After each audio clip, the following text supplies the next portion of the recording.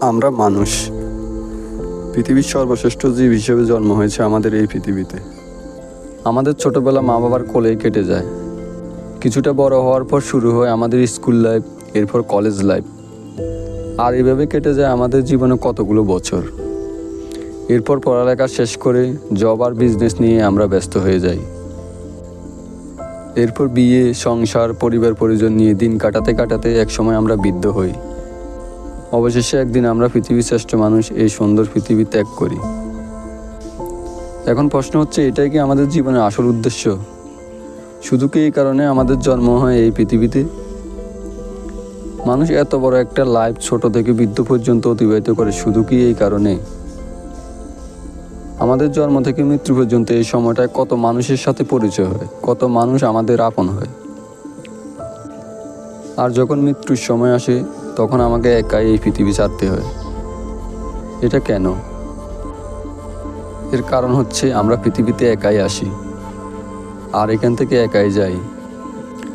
আর যিনি আমাদেরকে এখানে পাঠান আবার এখান থেকে নিয়েও যান, আমাদের জীবনে আসল রহস্যটা তার সাথেই জড়িয়ে আছে। তিনিই হচ্ছেন আমাদের আপনজন। তিনি হচ্ছেন সর্বশ্রেষ্ঠ, সর্বশক্তিমান, আমাদের সৃষ্টিকর্তা। আর আমাদের আসল উদ্দেশ্য হচ্ছে ওনাকে পাওয়া। হ্যাঁ, এই পৃথিবীতে এসে যাদেরকে আমরা আপন করি তাদের দেখাশোনা করাটাও সৃষ্টিকর্তার নিয়মের মধ্যেই পড়ে। কিন্তু ওনার দেওয়া আরও অনেক নিয়ম আছে, সেগুলো আমাদের মানতে হবে।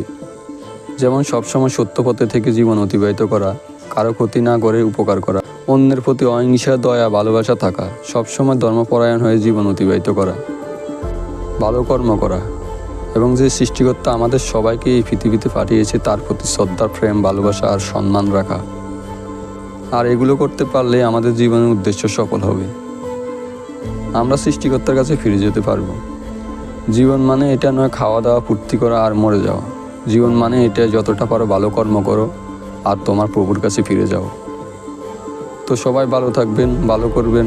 আর যদি এই ভিডিওটা আপনাদের কাছে একটু ভালো লাগে, প্লিজ চ্যানেলটা সাবস্ক্রাইব করবেন। ধন্যবাদ সবাইকে।